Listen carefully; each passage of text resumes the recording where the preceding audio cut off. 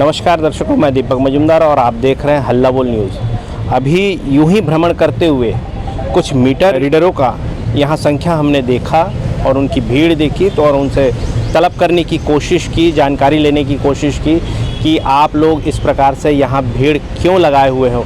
उन्होंने कहा कि हमारी कोर बैठक की मीटिंग है और उसमें कुछ चर्चाएं हो रही है। पिछले 21 अप्रैल को इन्होंने जोरदार आंदोलन किया था मीटर रीडरों ने कि जिस प्रकार से स्मार्ट मीटर लगाए जा रहे हैं उसको लेकर के ये लोग जो है नाराज़गी जाहिर कर रहे थे और सरकार के खिलाफ लगातार हल्ला बोलते आ रहे थे। इनकी कुछ मांगे हैं जिसमें एक स्मार्ट मीटर को लेकर के जो सरकार नई योजना के तहत सामने आ रही है और इन पर जो है जॉब सिक्योरिटी की जो बात है सामने आ रही है, जॉब इनकी अनसिक्योर हो रही है, इसको लेकर के ये लोग काफ़ी कुछ चिंतित हैं।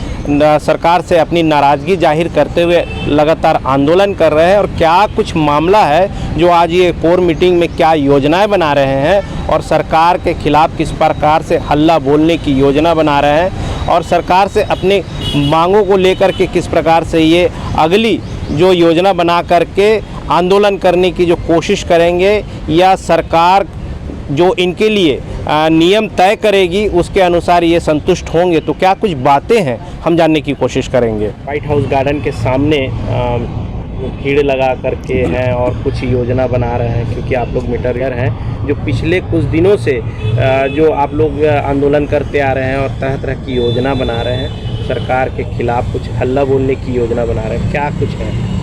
देखिए, हम लोग विगत 16-17 से ये मीटर रीडिंग का काम और आंदोलन और संघ बना के कर रहे हैं। अब हमारा महासंघ हो गया है और ऑल छत्तीसगढ़ से सभी जगह में अध्यक्ष और पदाधिकारी का चुनाव भी कर चुके हैं और ये हमारा छत्तीसगढ़ मीटर रीडर ठेका श्रमिक करके हमारा पंजीयन भी है। उसके द्वारा हम लोगों ने 21 अप्रैल 2023 को सभी शासन प्रशासन से परमिशन लेकर जो हमारा धरना स्थल है तूता निमोरा नया रायपुर में हम लोगों ने बहुत ही भव्य आंदोलन किया और अपनी 3 सूत्री मांगों को सरकार के पास रखी। सर, ये मांगे हैं जो कि क्या 3 सूत्री क्या मांगे हैं? हमारी 3 सूत्री मांगे ये थी उसमें और एकदम साफ सुथरी थी और बहुत छोटी मांगे थी जिसको बिल्कुल एक तो मांगे थी हमारी कि जो मैनिफेस्टो में थी सरकार की पहली मांग जो मैनिफेस्टो में थी 30 नंबर क्रमांक पे कि वो ठेका श्रमिक आउटसोर्सिंग को बंद करके वो नियमितीकरण करे, ये बिल्कुल क्लियर थी। जो 10 दिन के अंदर जैसे हमारी सरकार आती है हम करेंगे करके उसमें लिखा हुआ था, वो नहीं किया। ये हमारी पहली मांगे थी। दूसरी मांग ये थी, सबसे बड़ी दयनीय स्थिति हमारी और अभी बेरोजगारी की समस्या हमारे साथ आने वाली है, वो है स्मार्ट मीटर।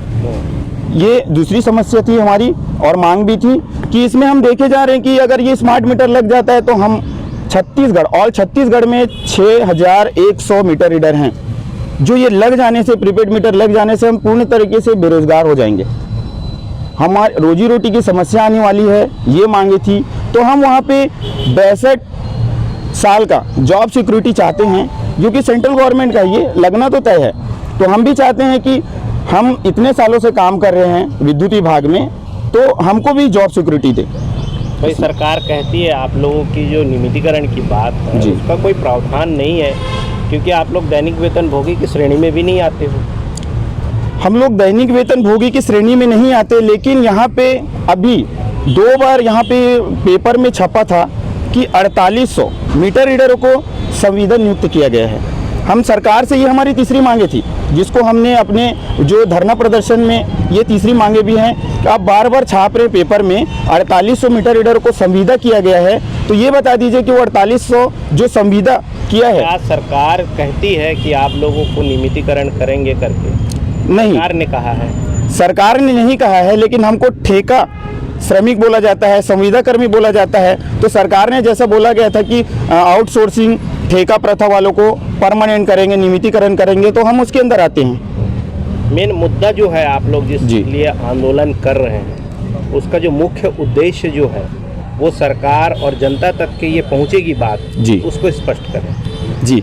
अब देखो, हम लोग जो 21 अप्रैल 2023 को वहाँ पे धरना प्रदर्शन की ये मांगे हैं, सरकार ने, शासन प्रशासन ने हमारी बातें नहीं सुनी और हम उसमें डायरेक्टली लिखे थे कि अगर नहीं सुनते हैं, नहीं करते हैं तो 1 1 मई से हम लोग अनिश्चितकालीन हड़ताल में हैं और हमारा लगातार ये तीसरा दिन है। और ऑल छत्तीसगढ़ में सभी स्तर में जाके वहाँ पे ज्ञापन देके हम लोग जितने भी छत्तीसगढ़ के मीटर रीडर हैं अभी पूरे हड़ताल पे बैठे हुए हैं।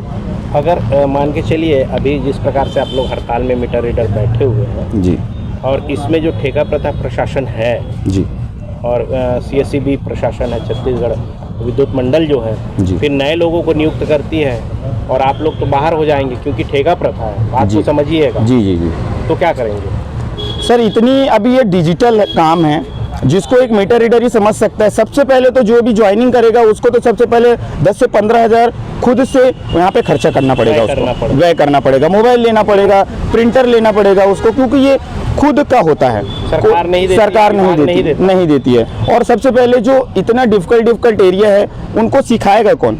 खुद बिजली विभाग के। कितने दिन की ट्रेनिंग होती है आप लोगों की? इसमें ट्रेनिंग तो कोई देता नहीं है ट्रेनिंग। एक मीटर रीडर ही एक नए मीटर रीडर तैयार करता है। अच्छा, अगर मीटर रीडर ही ना रहे तो उसको तैयार कौन करेगा?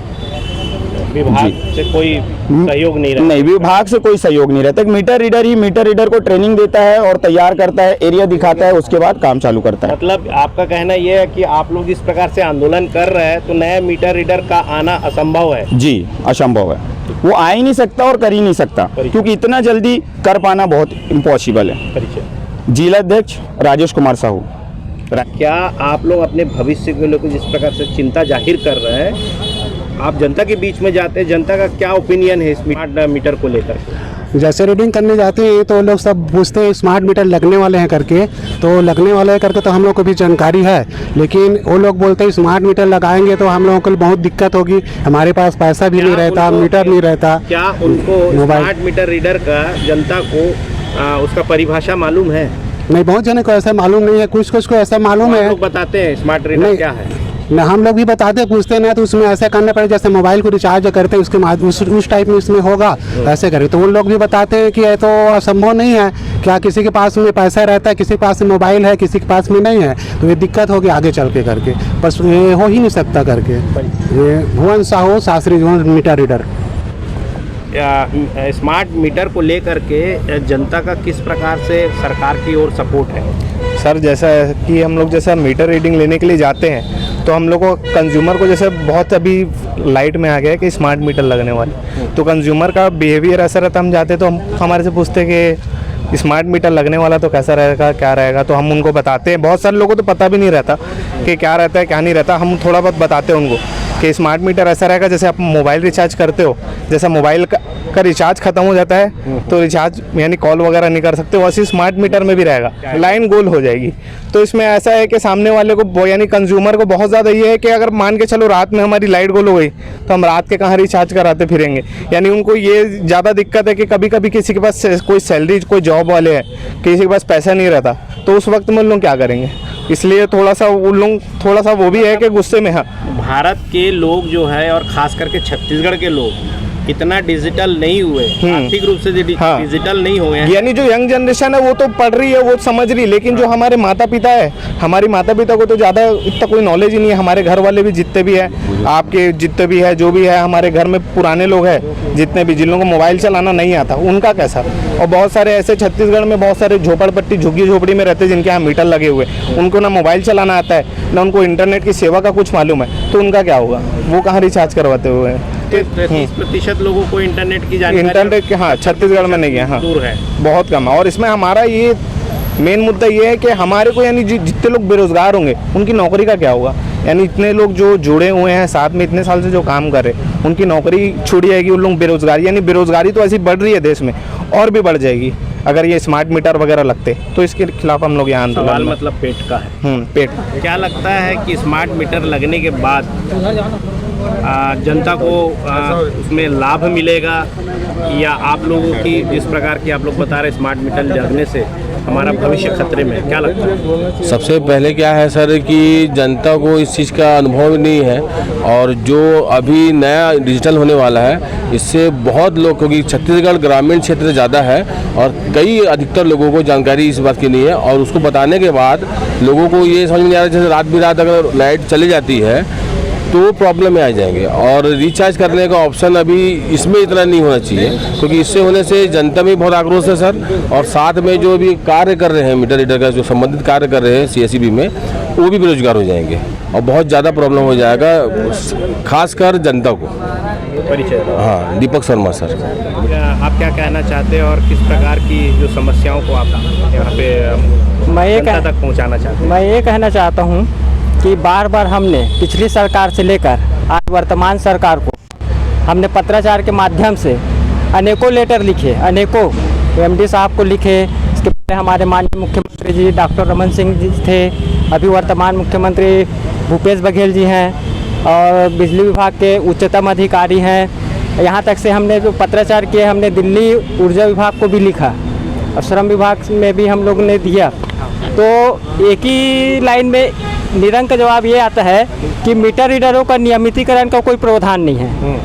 इसको हमने राज्यपाल को भी लिखा, हमने लेटर, तो वहाँ से अभी जवाब नहीं आया है।